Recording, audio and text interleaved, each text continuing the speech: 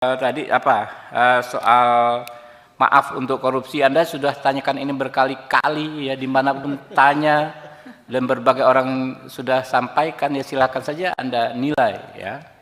Kalau saya itu kan pernyataan umum seorang pemimpin pemerintahan maupun pemimpin negara, kepala negara, nggak bisa dijawab dengan ya hal ihwal prosedural ala Mahfud MD.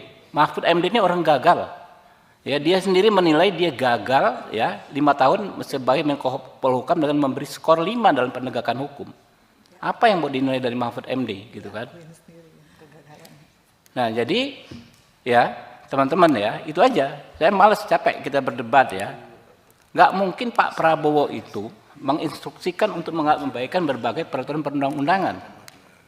Intinya adalah semua protokol hukum kita memang ditujukan untuk memaksimalisasi pengembalian kerugian keuangan negara. Itu stressingnya. Gitu. Jadi jangan diperdebatkan kalau pengembalian keuangan negara bagaimana orang dihukum, enggak gitu. Kita ini memperdebatkan hal yang remeh-temeh tapi melupakan hal yang paling substansi dalam pemberantasan korupsi. Tinggal saja aparatur negara, kepolisian, kejaksaan, KPK menerjemahkan arahan Pak Prabowo itu sesuai dengan hukum dan perundang-undangan yang berlaku. Jadi Pak Mahfud jangan menghasut bahwa Pak Prabowo mengajarkan melanggar hukum dan lain sebagainya, gitu loh. Oke? Tadi soal maaf untuk korupsi, Anda sudah tanyakan ini berkali-kali ya, dimanapun tanya dan berbagai orang sudah sampaikan, ya silakan saja Anda nilai ya.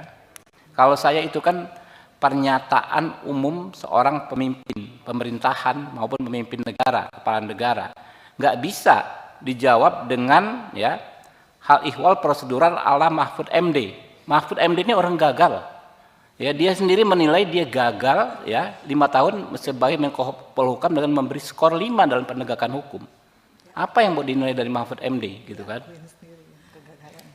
Nah, jadi ya teman-teman ya, itu aja. Saya malas, capek kita berdebat ya.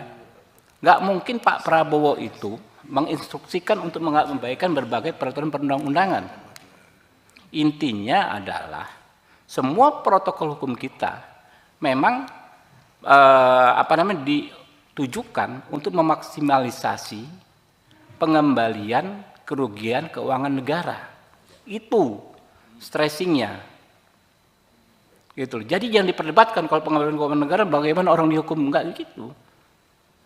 Kita ini memperdebatkan hal yang remeh-temeh tapi melupakan hal yang paling substansi dalam pemberantasan korupsi. Tinggal saja aparatur negara, kepolisian, kejaksaan, KPK menerjemahkan arahan Pak Prabowo itu sesuai dengan hukum dan perundang-undangan yang berlaku. Jadi Pak Mahfud jangan menghasut bahwa Pak Prabowo mengajarkan melanggar hukum dan lain sebagainya. Gitu loh. Oke?